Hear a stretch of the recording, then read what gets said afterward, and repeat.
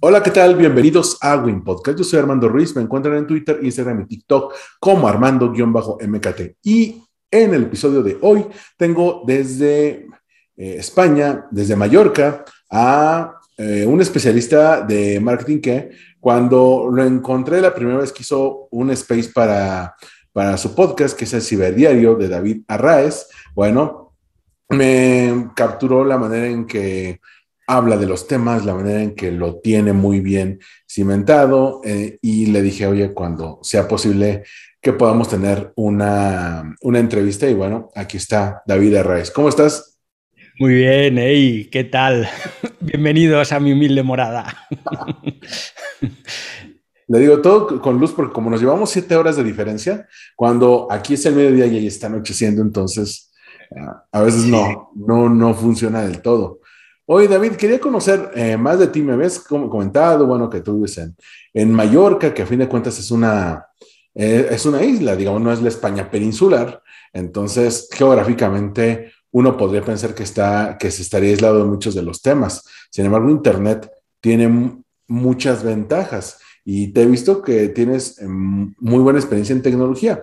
¿Cómo es que tu experiencia periodística te lleva a que en algún momento digas, voy a lanzar un podcast que se va a grabar en vivo llamado El Ciberdiario?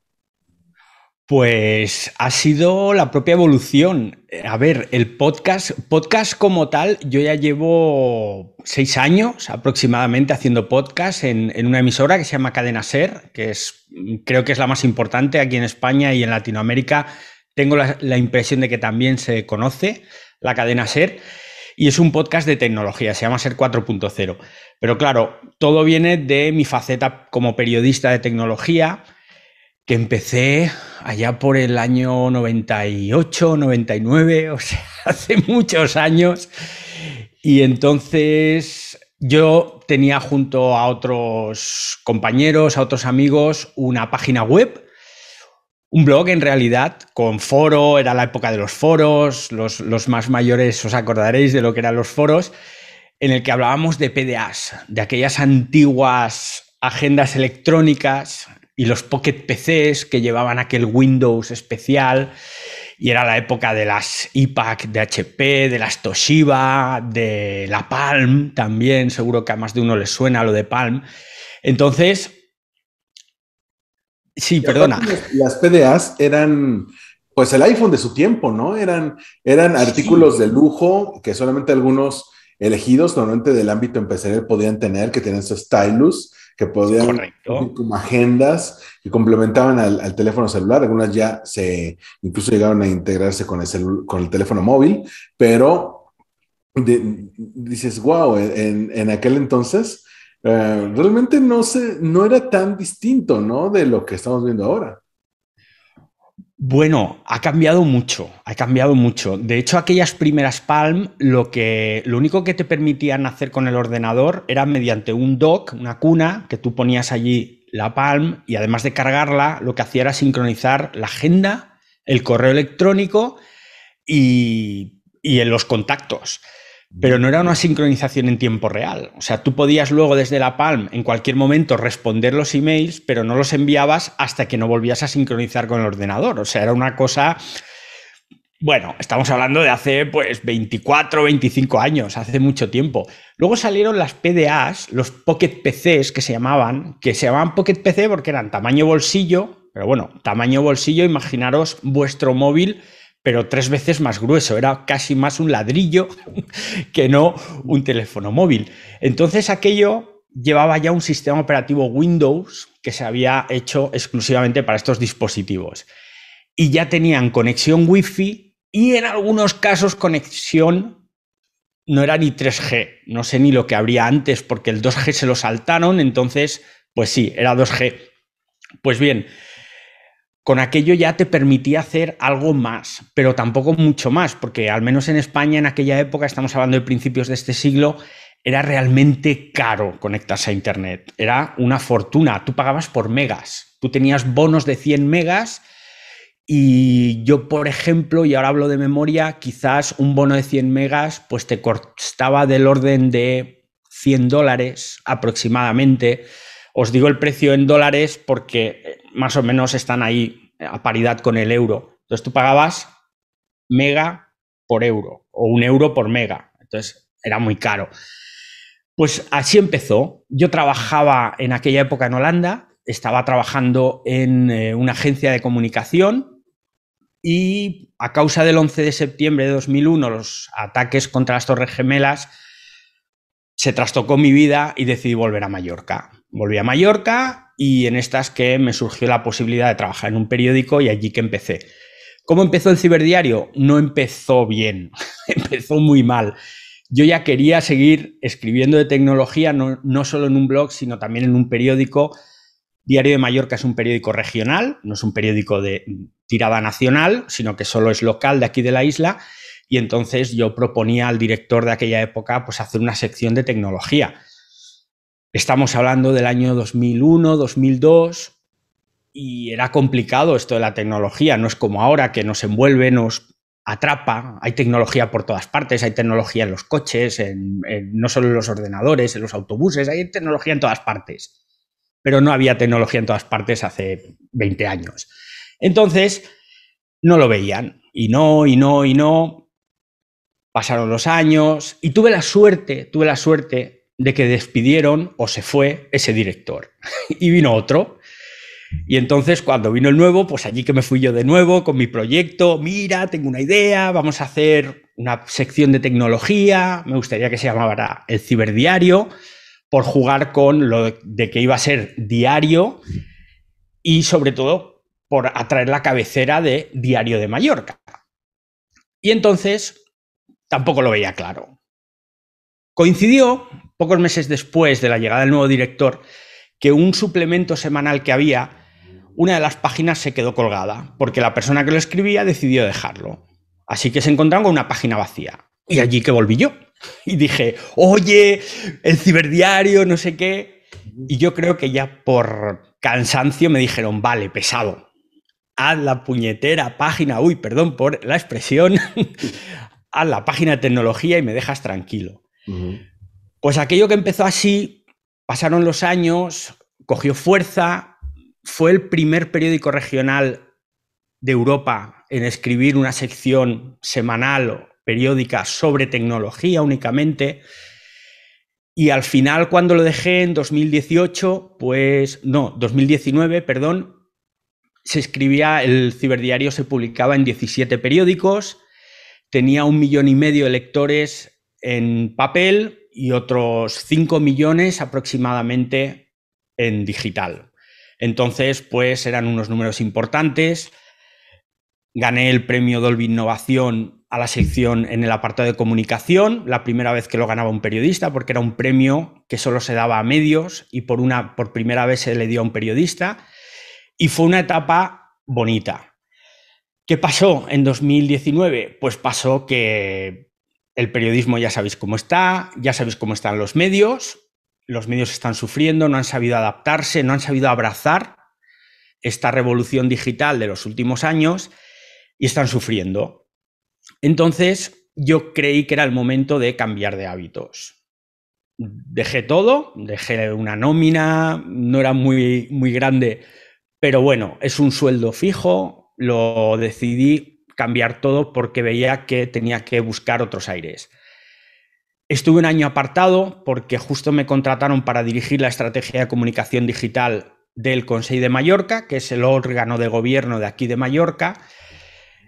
Y tras un año en ese puesto me di cuenta de que lo de la política no era para mí. Así que el septiembre pasado del 2020 lo dejé y volví a empezar de cero por mi cuenta y decidí retomar el ciberdiario. Pero en esta ocasión, quise hacerlo de otra forma. Pasó final de año, en enero llegó Clubhouse, Social Audio, a mí me encantó la experiencia y empecé a abrir algunas salas ahí, en Clubhouse. Pero ya se hablaba de Twitter Spaces. Y yo, que soy muy tuitero y me encanta Twitter, continuamente estaba diciendo, a ver si Twitter Spaces me abre la posibilidad, a ver, y yo cada poco pues les daba la paliza a Twitter, igual que en su momento lo hice con los directores del periódico, a ver si por cansancio me lo hacían. Y en febrero Twitter Spaces abrió a periodistas británicos y norteamericanos. Eran muy pocos, eran una veintena. Y ya empezamos a ver cómo era esto de Twitter Spaces. Entonces, en marzo, perdón, el 20 y pocos de febrero, a finales de febrero de este año, un sábado, yo cada día miraba a ver si ya podía abrir espacios todos los días. Y todos los días era que no. Y en febrero de este año, veintitantos, ya os digo, a finales de febrero, por fin veo que puedo abrir espacios. Y a partir de ahí, pues cogí mi ciberdiario que estaba haciendo en Clubhouse y me lo llevé a Twitter Spaces. Desde finales de febrero hasta el verano, pues ha sido un poco el test, la prueba. No abría todos los días, había días que abríamos y solo hablábamos de cómo era Twitter Spaces. Hablábamos mucho de marketing digital. Y yo al principio lo hice como un informativo. Yo cada mañana cogía todas las noticias tecnológicas, hacía un resumen y yo por la tarde se lo contaba a los oyentes. Pero hubo una serie de días que gracias también, bueno, gracias no, principalmente a causa de los oyentes, Armando tú entre ellos, que iban interviniendo, me di cuenta de que preguntaban cosas relacionadas con una noticia que yo acababa de decir. Yo explicaba toda esa noticia, explicaba el porqué, de dónde venía, qué lo había causado, y me di cuenta de que eso le estaba gustando más a la gente. Las salas se alargaban, pero entraba más gente, con lo cual, para esta nueva temporada que hemos empezado ahora en septiembre, decidí cambiar el formato y en lugar de hacer un informativo con muchas noticias, elegir un tema y desarrollarlo. Hacer como lo que sería una crónica o un reportaje periodístico, pero en formato audio. Y creo que está funcionando bien. Hay días que hay mucha más gente, hay días que hay menos, hay días que lo anuncio por la mañana y entonces viene más gente, hay días que por trabajo no puedo anunciarlo y viene menos gente. Sí. Pero la temática ya no solo es tecnología. Hablamos mucho de marketing, hablamos mucho de redes sociales. Y depende de la red social te viene más gente y depende de la red social pues te viene menos gente. Oye, aquí una duda. Digo, está el asunto de Clubhouse. Digo, sí. Cuando Clubhouse era para unos pocos elegidos, ¿no? Tenías que tener primero iPhone, tenías que tener iOS. Segundo, tenía que ser por invitación. Y si tú querías invitar a alguien, tenías que ser host en ciertos audio spaces de Clubhouse. ¿Por qué dar el brinco? ¿Por qué dar el salto de Clubhouse a Twitter? ¿Qué ventajas le viste a Twitter Spaces que concluiste, oye, pues es mejor opción Twitter que Clubhouse? Sí. Mira, Armando, pasaron dos cosas y dos cosas que confluyeron a la vez. Como ya te he dicho, yo empecé en enero en Clubhouse. Eva Añón me mandó la invitación porque además ella no la podía usar en ese momento porque, como has dicho, era solo para iOS. Yo siempre he sido usuario de Apple, entonces ella era de Android y me dijo, oye, me han pasado esta invitación pero no la puedo usar y me la mandó a mí. Entonces yo entré. Pasaron los meses y Clubhouse empezó a convertirse en una especie de gallinero en el que había demasiados gallos, pero gallos que te vendían demasiado humo. Había gente que abría salas y te explicaba cómo ganar tu primer $1.000.000 en un año. Yo te voy a dar las claves del éxito, conmigo vas a conseguir. Entonces empezó a ser demasiado repetitivo. Luego había salas en las que no se hablaba de ningún tema concreto, que estaban abiertas 8, 10, 12, 24 horas y se iban cambiando los administradores y tú entrabas. Había una que se llamaba, no sé si todavía existe, el café de Clubhouse. Y tú entrabas en el café de Clubhouse a las 8 de la mañana y entrabas a las 10 de la noche y entrabas a las 4 de la madrugada y se estaban hablando de 1000 cosas diferentes. Entonces, esa falta de temáticas concretas y sobre todo ese exceso de gente vendiendo motos, que aquí en España vender una moto es vender humo, o sea, hacer ilusiones sobre algo pero que en realidad no es algo concreto. empezó a desencantarme. Pensad que yo estaba abriendo espacios o salas todos los días. Entonces, claro, yo pasaba muchas horas al día y no me acababa de gustar la deriva que estaba tomando Clubhouse. Aparte de que no olvidéis que esto del audio social, si le dedicas muchas horas, esto es un agujero negro de productividad, porque todo el tiempo que estás ahí pendiente no estás trabajando o no estás haciendo otras cosas. Eso es muy importante tenerlo claro. Entonces coincidió, por un lado, esa variable, que no me gustaba la deriva que estaban tomando o que estaba tomando Clubhouse, y que Twitter me abrió la posibilidad de abrir espacios. Cuando Twitter abre espacios al mundo hispano, elige a 10 personas en todo el mundo, y yo tuve la suerte de ser una de ellas.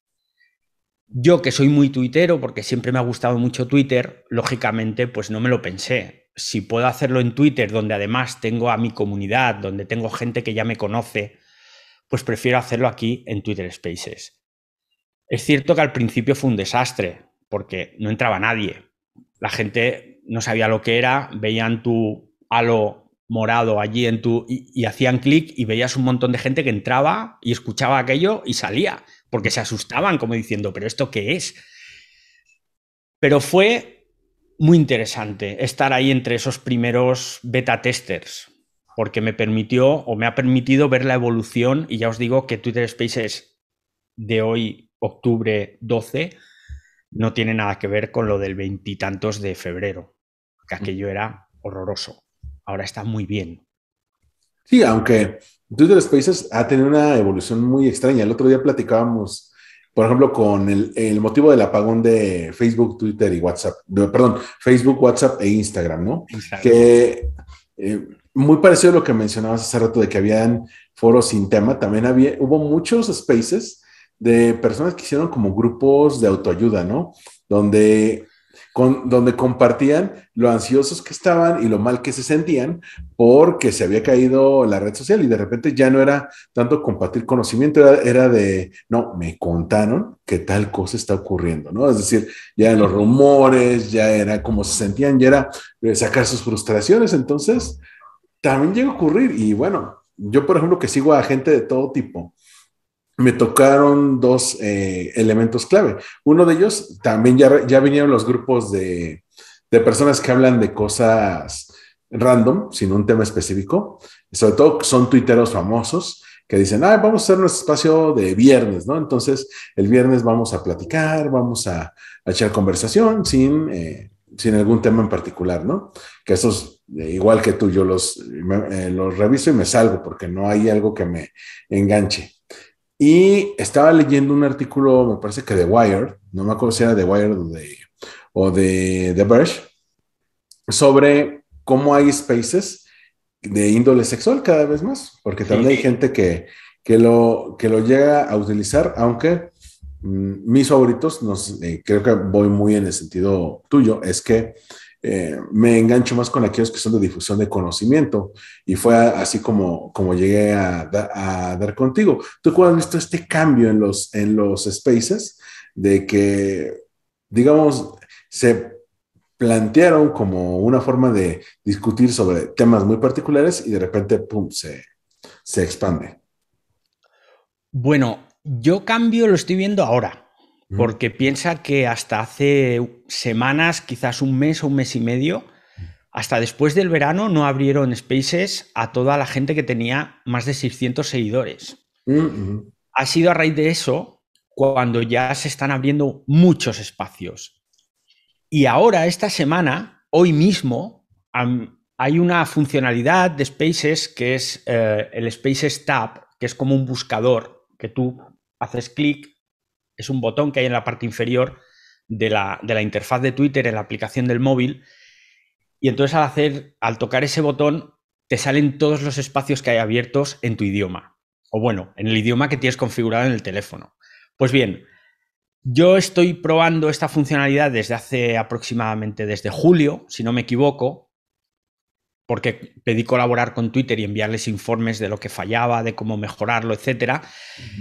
Y ahora, hoy me ha saltado la alerta de que está ya activado para todo el mundo. Lógicamente, las activaciones de estos nuevos servicios van en función de cómo vas actualizando tu aplicación.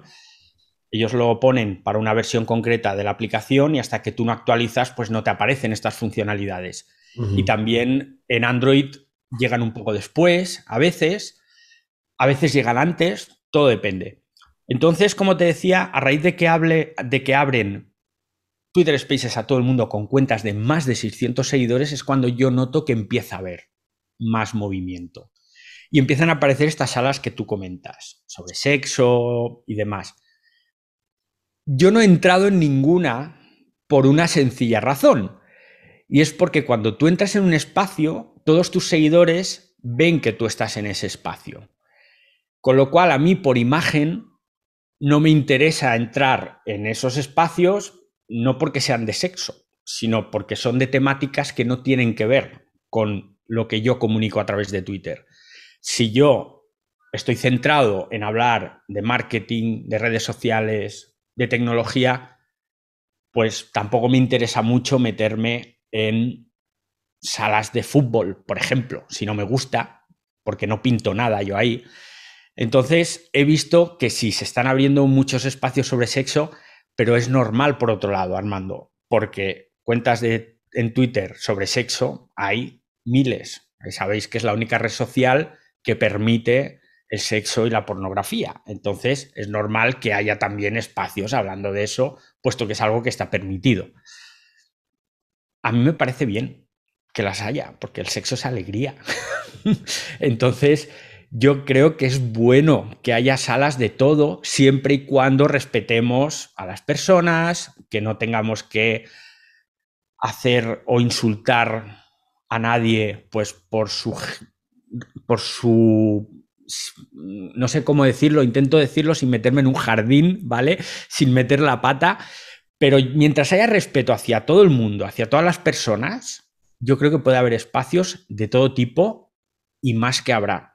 Sí, que La posibilidad. repites el tipo de tema al que se van a enfocar, sin importar que son temas que a lo mejor de los cuales no hablarías, ¿no? Como bien mencionas, no es porque te cause algún tipo de repulsión, todo lo contrario, pero dices, es que por imagen yo quiero que me ubiquen por ciertos temas, no quiero que me ubiquen por otros tantos, ¿no? Exacto. Y esto es muy importante. Además, yo soy un claro ejemplo de cómo no gestionar una cuenta de Twitter. Yo me hice la cuenta en 2009, ¿vale? Yo en enero de este año tenía 1.800 seguidores. ¿Por qué? Porque mi cuenta de Twitter siempre había sido random, aleatoria. Yo tuiteaba cualquier cosa que me interesara. Por ejemplo, a mí me interesa la Fórmula 1, los deportes del motor, MotoGP, la NASCAR, y yo pues tuiteaba de eso. Otro día tuiteaba de redes sociales, otro día tuiteaba de tecnología, Ujú. otro día hablaba de YouTube. Tu comunidad, tu audiencia se identificará contigo por tus intereses y porque esos intereses van aliados con los de esa comunidad. Ujú. Si tú tienes demasiados palos que tocar y hablas de demasiadas cosas a la vez, entonces no vas a conseguir una comunidad fiel. Este año, en febrero, a partir de que empiezo a meterme en Twitter Spaces, digo, voy a centrar mi cuenta en lo que realmente he estado haciendo los últimos años. O sea, voy a centrarla más en un perfil profesional más que en un perfil de aficionado. Y el salto fue, estamos en octubre, pues en estos meses, desde finales de febrero hasta hoy, he pasado de 1.800 a algo más de 3.000 seguidores. Ujú. ¿Por qué? Porque he centrado el tiro. Yo ahora hablo de cosas que le interesan a cierto nicho de personas que ven interesantes mis publicaciones y empiezan a seguirte. Esto es importante y es, yo creo, el ABC del marketing. Esto es una de los pilares del marketing. Si tú ¿Cómo? quieres Ujú. centrarte en tu producto, no tienes que comunicar sobre otras cosas que no sea tu producto. Comulgo mucho contigo en eso. Yo también saqué mi cuenta de Twitter en 2008 y para 2012, 2013 tenía poco más de 600 seguidores. Entonces pasan 5 años y no tiene un crecimiento fuerte. Ahora tengo más o menos los mismos seguidores que tú, pon tú 3,500 o algo así. Y es a partir de que incluso tenía otro nombre de usuario que era más personal y hablaba cosas que, que eran mi opinión, pero hablaba de todo, ¿no? Ujú. A partir de que lo cambio y me vuelvo Armando-MKT, es decir, MKT por marketing, y Sí. a partir de ahí empiezo a hablar más de temas de marketing o algún tema, por ejemplo, puede ser política, puede ser medios de comunicación, series, pero desde el punto de vista del marketing, pues la gente ya sabe qué tipo de contenido esperar de ti. Ya empiezas a hacerte de un público cautivo, ¿no? Ujú. Y esa es la ventaja de la especialización por encima de los perfiles personales. Hay mucha gente que dice, no, es que es mi cuenta de Twitter, mi cuenta de Instagram y yo voy a poner ahí lo que quiera. Bueno, sí puedes poner lo que quieras, pero si quieres crear una comunidad, tienes que darles algún hilo conductor, ¿no? Incluso los Instagramers o los TikTokers que tienen el mismo tipo de videos con una cierta temática, ya sea van a visitar restaurantes, ¿no? O se ponen a bailar, o toman fotos de paisajes. Bueno, todos ellos ya tienen un hilo y la gente que los sigue ya sabe qué esperar de ellos, ¿no? A diferencia de alguien que tiene mil y un temas y no se enfoca en uno mismo en particular, ¿no? Ujú. No, no, totalmente de acuerdo. Y es así, y es así. Si eres una empresa, si eres un creador de contenido, si eres un influencer, da igual, pero tienes que centrar el tiro. Bueno, a no ser que seas un mega influencer de estos que arrastra a la gente por quien es, no sé, Cristiano Ronaldo. Bueno, pues Ujú. Cristiano Ronaldo puede publicar lo que le dé la gana porque la gente le sigue porque es Cristiano Ronaldo. Pero los demás no somos Cristiano Ronaldo. Y entonces, pues, si queremos destacar un poquito, pues la idea es centrar en lo que quieres comunicar. Yo decidí que fuera un perfil más profesional, pues igual que podía haber decidido seguir haciendo lo que hacía hasta ese momento. Al final, Twitter, igual que cualquier otra red social, tiene que ser para que pasemos un buen rato. Esto lo digo mil veces en el ciberdiario por las tardes. Siempre lo digo, no tenemos que amargarnos. Tú has comentado hace un momento el día que se cayeron Facebook, WhatsApp, Instagram y los espacios que se abrieron. No es ningún drama. Es decir, si tenemos que estar angustiados porque no podemos usar la red social de turno, pues oye, usemos otra, que hay miles. En ese momento, pues Twitter se disparó su consumo, Telegram fue una locura, toda la gente que no tenía WhatsApp pues recurrió a Telegram y si no a llamar por teléfono. Aquí en España hubo cadenas de televisión que emitieron reportajes de gente que decía, sí, es que he vuelto a llamar por teléfono. Como de, Oye, perdona. Stephen King, el escritor, tuiteó Sí, ese día de el que en el noticiero de, creo que de ABC o de CBS, el que en el noticiero la primera nota del día sea la caída de Facebook y Twitter, te habla mucho del nivel de adicción que tenemos, ¿no? claro. O sea, es una locura. No puede ser. A ver, yo entiendo que en según qué partes del mundo, pues puede ser que, bueno, el periodismo a veces es cierto. Hay días que tú no tienes con qué abrir un informativo, tú no tienes con qué abrir un periódico, no tienes una noticia así. Entonces, claro, esto es jugosísimo. Pero, por ejemplo, aquí en España, sabéis que tenemos un volcán en las Islas Canarias y, bueno, está siendo un desastre porque están siendo miles de viviendas arrasadas, gente desplazada, decenas de miles de personas que han tenido que irse de sus casas, plantaciones enteras de plátanos. Económicamente está siendo un desastre para esa isla y todavía está. Entonces, en un momento tan crítico aquí en España, para una zona de nuestro país, pues abrir informativos con la caída de Facebook, bueno, pues tampoco lo veo yo muy... Y menos al día siguiente, que al día siguiente ya la noticia está más que quemada, pero bueno, Exactamente. Hay noticias que funcionan solamente para el día de hoy, ¿no? Hay noticias sí, que son ya de largo aliento, por ejemplo, lo que pasó con el Wall Street Journal y Facebook, ¿no? Que también fue algo que el informativo fue dosificando a lo largo de 2 semanas y en el tercer claro. semana se revela la identidad de este informante y la llaman al Congreso, ¿no? Entonces ya es lo que se conoce como la long tail, ¿no? Ya tienes Sí, el primer impacto y lo demás es cómo lo mantienes, aunque sea un impacto menor. Y es que aquí vamos a otro asunto relacionado con tu historia, con el ciberdiario y con tu marca personal que has ido desarrollando, que es el que el ciberdiario sea más o menos dos, tres veces, a veces cuatro a la semana y que tenga una contraparte de podcast, ¿no? Hmm. Porque, digo, yo cuando escuché tu primer ciberdiario, lo decías, no, es que más adelante va a estar disponible en podcast. Dije, ah, pues está perfecto, voy a ver qué otros episodios tiene, ¿no? Y realmente apenas empezabas a Sí, subirlos en formato podcast. Y estaba pensando mucho en esto que mencionabas de, bueno, un Cristiano Ronaldo se puede dar la licencia de estar 3, 4 meses sin postear algo, porque tiene millones de seguidores y el día que postea algo va a tener 300,000 likes. Las personas de a pie, las personas comunes y corrientes, no tenemos opción, tenemos que estar generando contenido para construir esa comunidad. La pregunta aquí es, ¿en qué momento dijiste, bueno, no solamente va a ser un Twitter Space, sino vamos a dejarlo ahí arriba en Spotify como contraparte ya en podcast? pues yo esto lo quería hacer desde el principio ya en Clubhouse.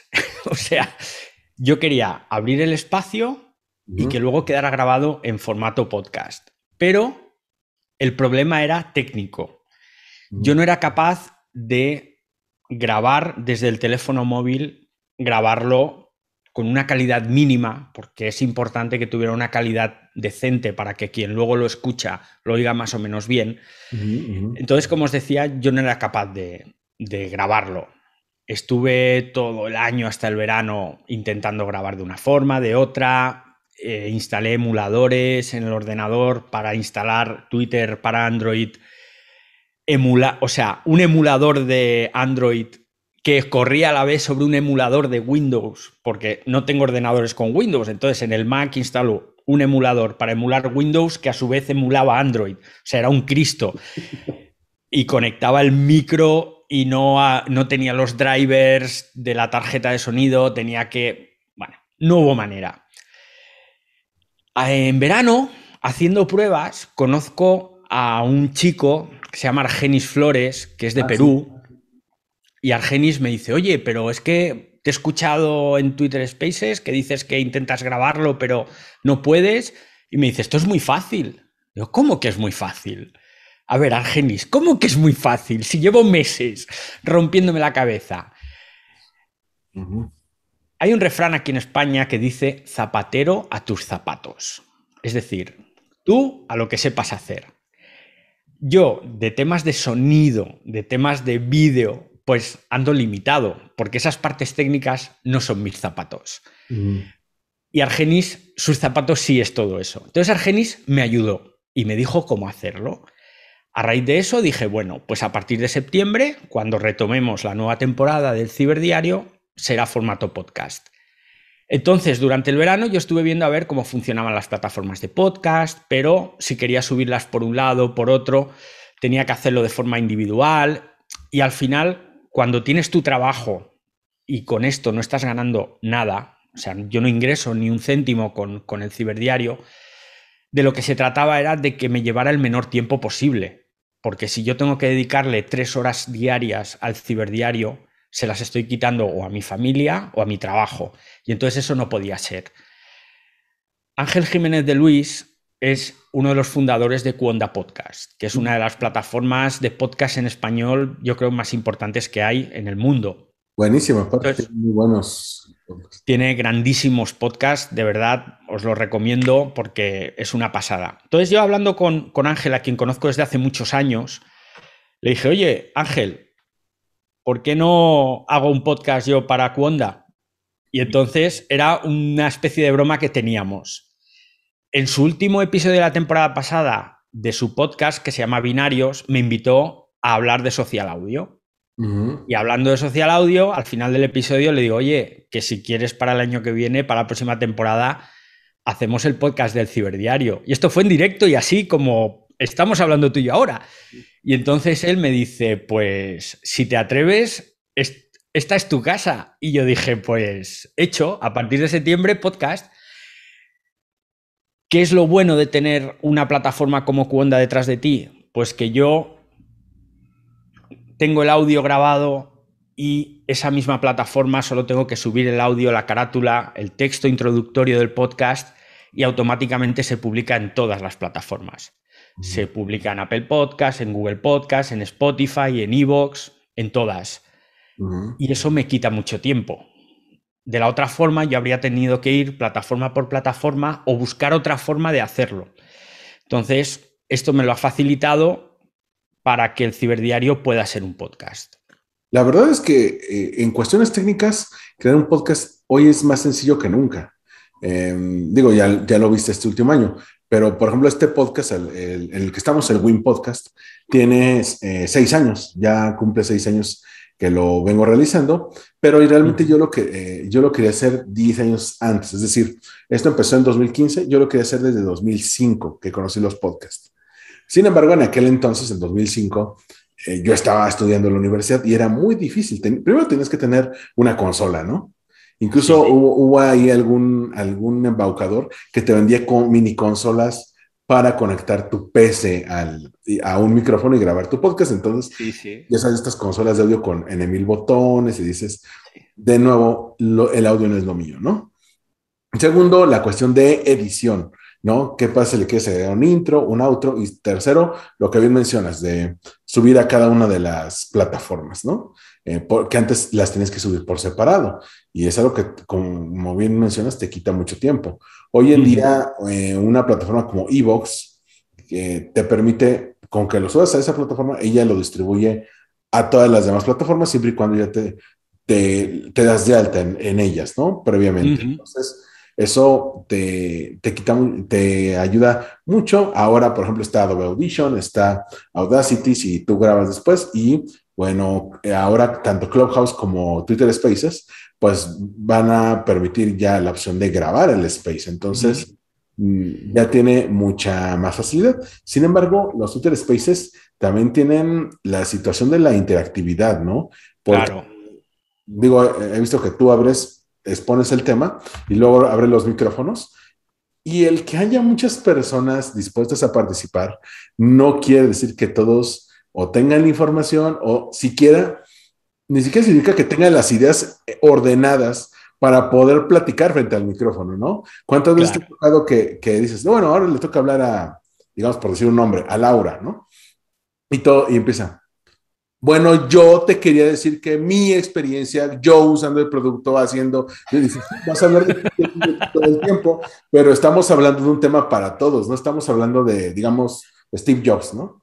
Sí. Entonces, quiero que comentes algo respecto a Steve Jobs, no es que yo creo que Steve Jobs está haciendo esto. Entonces, es extraño porque a veces tú como periodista ya tienes bien trabajado el tema, lo expones muy bien, tienes los datos, pero no significa que todos los del Space van a estar en la misma sintonía, ¿no? Claro. Una de las razones por las que yo quería convertir el ciberdiario de Twitter Spaces en un podcast era por esa interactividad que tú dices, Armando. Yo he descubierto con Clubhouse primero y con Twitter Spaces después que el mundo es muy grande. Bueno, yo ya sabía que el mundo es muy grande porque los últimos 10 años de mi vida me los he pasado viajando, pero conocer a gente tan interesante como la que estoy conociendo a lo largo de este año, yo no me lo hubiese imaginado nunca.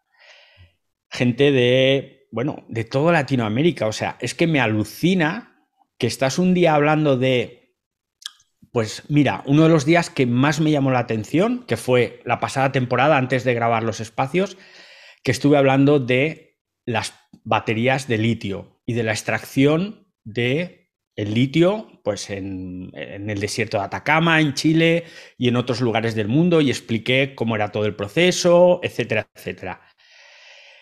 Y de repente, pues, se nos metió un geólogo chileno que precisamente estaba allí en Atacama y nos explicó el problema del agua con la extracción. O sea, es la riqueza que está ofreciendo Twitter Spaces. Que tú abres un espacio y no sabes quién te entra, para bien o para mal, porque te puede entrar también alguien que te reviente la sala.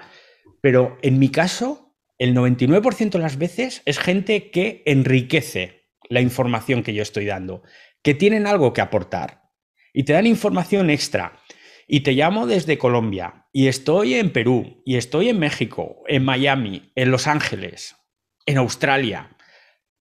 y te aportan información. Entonces, eso que yo había detectado en los espacios, digo, esto tiene que quedarse grabado, porque es muy enriquecedor, porque tú luego escuchas este podcast y estás escuchando a un tío que te está soltando la chapa y te está contando, pero en el momento en el que empieza a intervenir la gente, aportan información muy valiosa. No siempre. Como tú bien dices, a veces entra uno y te dice, no, yo es que soy médico especialista en no sé qué y hice un máster, y te cuentan todo su currículum antes de empezar a hablar del tema, que es como decir, bueno, pero vale. Aquí tengo la suerte de que también una de las labores que he estado haciendo durante años es la de dinamizar eventos y mesas de debate, siempre relacionadas con la tecnología. Entonces, esto me da cierta experiencia para saber más o menos cómo cortar a una persona que se está yendo por las ramas o que se extiende mucho.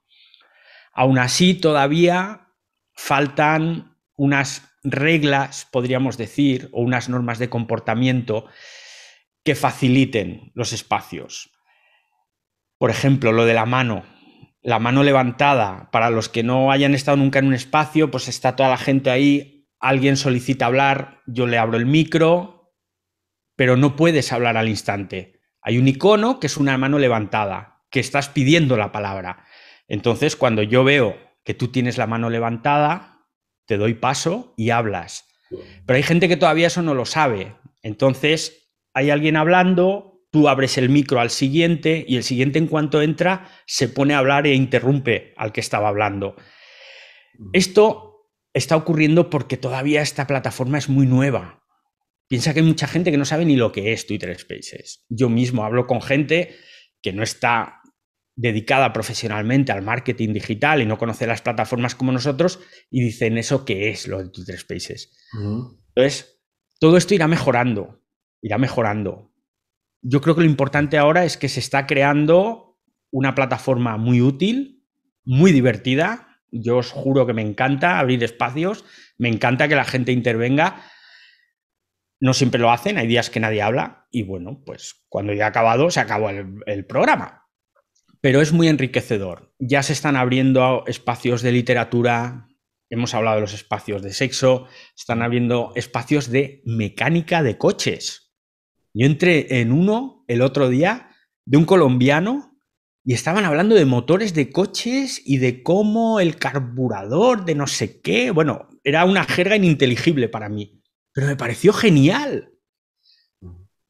Criptomonedas, NFTs, arte, NFT. O sea, es una pasada y esto va a crecer. Empresas, ¡buah! Armando, las empresas tienen aquí un filón para comunicar. Porque hasta ahora la comunicación de las empresas, el 99% de las veces es unidireccional. La empresa comunica, la empresa hace su marketing digital, pero no hay una interacción con el cliente, con tu target. No hay interacción. Aquí sí. Aquí si mañana Coca-Cola abre un espacio, va a tener a consumidores de Coca-Cola hablando de la Coca-Cola. Y te van a decir, oye, pues es que tu nueva campaña en televisión no me gusta por lo que sea. O te van a dar ideas. Oye, ¿por qué no hacéis un envase, yo qué sé, cuadrado, por decir algo? Eso vale mucho. Y las empresas yo creo que tienen aquí un filón que deberían empezar a aprovechar. Sí, totalmente. Y es que también hemos visto eso. Muchas empresas no se han metido todavía a Twitter Spaces, ¿no? Digamos que en este momento está la primera ola, los early adopters, que ocurrió con TikTok, ocurrió con los podcasts, ocurrió con YouTube, que todo el mundo quiere probarlos, quiere intentar crear contenido. Algunos lo logran, algunos continúan, perseveran, ya van generando su línea de información. Muchos otros, como bien mencionas, se meten a ver qué hay. Entonces, sí, van, lo prueban, lo usan de cierta manera y luego lo dejan y siguen con sus vidas, ¿no? Los que siguen son los que ya se convierten o nos convertimos en creadores de contenido, y hasta el final llegan las marcas que dicen, ah, caray, como que todo el mundo está usando esto, ¿no? Es lo que veíamos en 2020 con TikTok. Y, por ejemplo, es algo que Clubhouse no llegó a explotar lo suficiente, porque cuando ya empezaban a surgir otras opciones de audio rooms, Clubhouse aún seguía con solamente es para iOS, ¿no? Solamente es Mm. para iOS, solamente es para invitación. Mientras que, por ejemplo, Twitter te daba la opción de que ahí esté el círculo rojo, es decir, ahí hay periodistas, columnistas, emprendedores, gente que comparte ideas y opiniones, entonces ya tienes ahí un público cautivo que puede utilizar los Twitter Spaces, pero solamente he escuchado un caso de Disney y otro de la NBA, en el cual han usado Spaces para su estrategia. Todavía las marcas no entienden al 100% el potencial de este tipo de herramientas, ¿no? Ujú. Mira, la marca que yo creo, o la empresa, bueno, no sé si es una empresa, pero la empresa, la industria, no sé cómo definirlo, bueno, que más ha estado aprovechando Twitter Spaces es la NASA. La NASA está abriendo espacios en Twitter con los astronautas y que la gente les pueda preguntar. Eso es bestial. Se te están metiendo 5 y 6 mil personas en un espacio y estás escuchando a astronautas de verdad. Hace meses, la última entrega de Fast and Furious, de las películas, Ujú. la presentaron en Twitter Spaces y abrieron un espacio en el que tenían a todos los actores, a Vin Diesel, a todos ellos, a Jason Statham, y hablaban de lo que podían hablar de la nueva película que creo que se estrena ahora en 2022. Entonces, aquella sala fue una locura también. Había 10.000 personas escuchándoles. Son pequeños pasos los que se están dando. El Banco Santander ha empezado a abrir algunos espacios para hablar de educación económica, de educación doméstica en temas relacionados con la economía, Ujú. economía doméstica podríamos denominar, y que funcionan muy bien.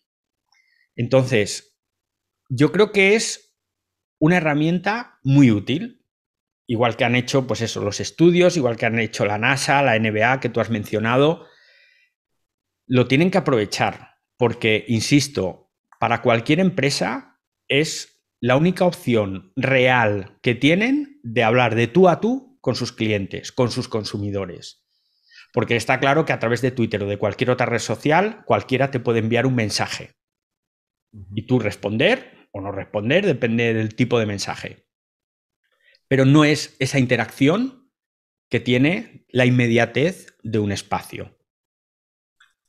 Oye, David, entrando en la última parte de esta plática, a ti como periodista, ¿qué aprendizaje o qué enriquecimiento a nivel personal o profesional te ha dejado digamos, pasar de ser un periodista por escrito a un periodista ya auditivo, no audiovisual, porque todavía no sacas tu video, pero auditivo, en el cual pues ya te ubican con una voz, ya te ubican con un estilo de comunicación y pues gente que a lo mejor nunca te leyó cuando escribías para los portales, pues ahora te ubica perfectamente por tu voz. Pues cambio, yo creo que ninguno. A ver, el cambio en realidad lo tuve que hacer cuando empecé a hacer los podcasts de la cadena SER, hace 4 años. Y ahí me di cuenta que lo primero, te tienes que acostumbrar a tu voz, Ujú. porque cuando escuchas tu voz, a nadie le gusta escucharse a sí mismo en una grabación, Sí. porque no es lo mismo oírme yo ahora que estoy hablando, el sonido que yo escucho cuando hablo, yo y cualquiera, es la mezcla del sonido que emitimos más el sonido que nuestro oído interno está captando por el timbre de la voz. O sea, escuchamos dos sonidos a la vez. En cambio, cuando nos escuchamos en una grabación, solo escuchamos uno de esos dos sonidos. Y por eso cuando nos oímos nuestra voz siempre nos suena rara al principio. Ujú. Lo primero que tuve que hacer es adaptar esa forma de escucharme, que no me gustaba. Pero en cuanto a los contenidos, sí tuve que cambiar totalmente la forma en la que me expresaba. No es lo mismo escribir una crónica, un reportaje para un periódico que escribir un guión para un podcast. Si tú escribes un guión y lo vas leyendo, se nota que lo estás leyendo. Aunque leas muy bien, aunque no. Entonces, mis primeros podcasts, yo notaba que ese no era yo. porque yo me notaba encorsetado, artificial, sueno raro, más allá de lo de la voz que os acabo de decir. Con lo cual tuve que adaptar mi forma de preparar los podcasts. En lugar de escribir todo el texto que yo tenía que leer, lo que hacía era estructurarlo en temas. Entonces, yo ponía un titular, unos puntos, como si fuera una presentación en PowerPoint, varios puntos, y yo esos puntos los había desarrollado previamente, me los había estudiado y sabía lo que tenía que decir. Entonces, ese guión en realidad no es un guión como el de una película que tienes que memorizar todas las frases, sino que son puntos que yo tengo anotados y cuyo desarrollo de esos puntos yo ya me lo sé. Y de esta forma pues te sale mucho más natural. Tuve que aprender dicción porque es muy importante saber expresarse y pese a ello todavía no vocalizo bien, no soy una persona que se exprese de todo lo correcto que lo hacen los grandes profesionales de la comunicación en radio, en televisión. Yo no lo hago igual de bien, lógicamente, pero sí quise aprender a vocalizar mejor, a expresarme, a manejar los silencios, las pausas. Tiene una serie de aprendizajes la radio que, bueno, la radio, en este caso el audio, que no tiene el escribir. Y sobre el vídeo, que sepas que sí, tengo un canal de YouTube, pero es un canal muy abandonado. Lo abrí hace un montón de años porque precisamente por eso gané el premio Dolby Innovación, porque conseguí vincular un medio impreso, un papel, con las redes sociales y con los vídeos. Entonces yo lo que hacía era desde los vídeos llevar a la gente al papel y desde el papel llevar a la gente a los vídeos. En el papel poníamos una especie de llamada en la que yo, por ejemplo, si hablaba de un producto, pues decía, lo dejaba como a medias para que la gente continuara la lectura, en este caso visualizando un vídeo. Y bueno, pero está muy abandonado ahí en YouTube el canal este de Usuario Arraez. Ya no sé ni los años que hace que no publico nada. Fue una aventura, fue una aventura. Sí, digamos, todo un caso. Digamos, ahora no había visto tus videos. Una disculpa, no, porque, digo, no te había seguido por ahí.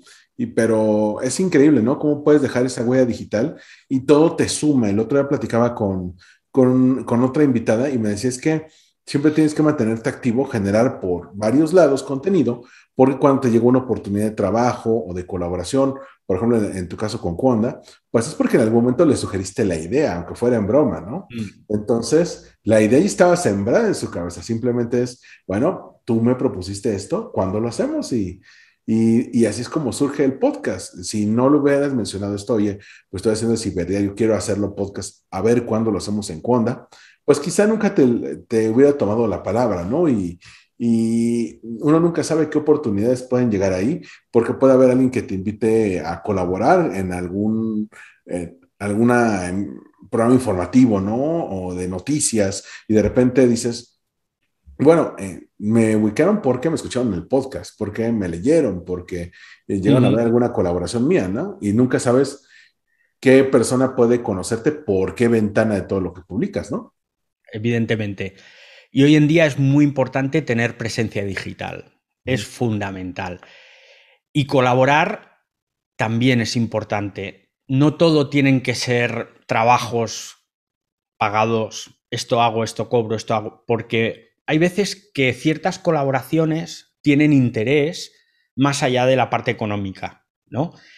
Mira, os puedo poner un ejemplo buenísimo. Este año, el Hospital San Juan de Dios de Barcelona, que es un hospital especializado en cáncer infantil, realizó un evento sobre marketing digital para recaudar fondos.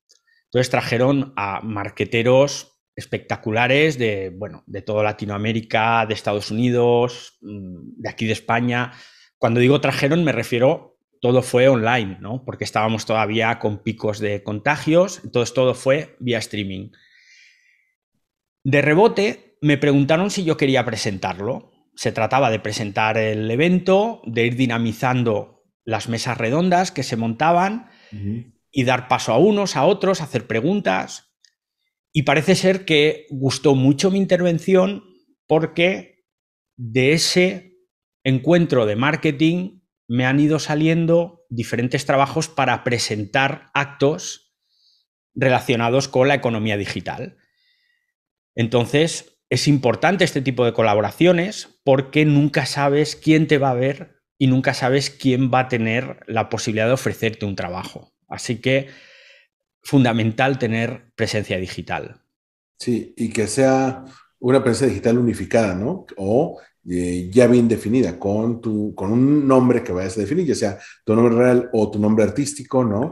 Tus Sí, arrobas que digan, oye, pues en este usuario de Twitter lo puede encontrar, pero también está en Instagram, pero también está en TikTok, pero también lo puede encontrar en Facebook así, o en YouTube. Entonces, que cuando alguien googlee tu nombre o la manera en que te conocen, el término en que te conocen, bueno, que todo el mundo pueda tener acceso a lo que tú haces, ¿no? eso es fundamental. Yo te puedo contar que he estado años y años luchando contra un fotógrafo francés famosísimo que se llama David Arráez. Ujú. Y entonces tú cuando en Google escribías David Arráez siempre salía el fotógrafo francés, Ujú. que ya te digo es muy famoso, y con los años he conseguido posicionarme yo por delante de él. Con lo cual, bueno, pues algo hemos conseguido. Pero esa base de, lo has dicho tú antes, Armando, trabajo, trabajo y estar si todos los días si puedes. Ujú. Y si a lo mejor 2 días no puedes, no las dejes abandonadas, intenta publicar algo o dejarlo programado, pero intentar estar todos los días, al menos aunque sean 2 o 3 tweets. Sí, no dejar así, oye, dejé 2 meses abandonado mi Twitter, ¿no? Oye, perdón, llevo 3 años sin tomar esta cuenta de Facebook o sin publicar algún video, no, no, deja alguna presencia digital, algún rastro que diga, bueno, esto es lo que haces, esto es a lo que te dedicas, esto es lo que sabes. Correcto, correcto. Oye, David, te quiero agradecer mucho por haberme dado esta hora. Sé que es difícil porque hemos intentado varias veces realizar esta entrevista, pero a veces por mí, a veces por ti, a veces nunca cuadraban los horarios. Siempre se presentaba algo y bueno, a esto agreguemos la diferencia de usos horarios entre Mallorca y la Ciudad de México. Entonces, a veces se complica. Oye, para aquellos que quieran conocer más, oye, me gustó mucho lo que dijo David y quiero saber más, ¿en dónde te pueden seguir y en dónde pueden escuchar o ver o consumir lo que tú produces de contenido? Pues en Twitter, @usuario Arraez, estoy ahí todos los días publicando cosas casi siempre relacionadas con redes sociales, con marketing digital, con tecnología. El espacio que abro casi todos los días en Twitter Spaces a las 8 de la tarde aquí en España, a la 1 del mediodía ahí en México, Ujú, si no me ujú. equivoco. Sí.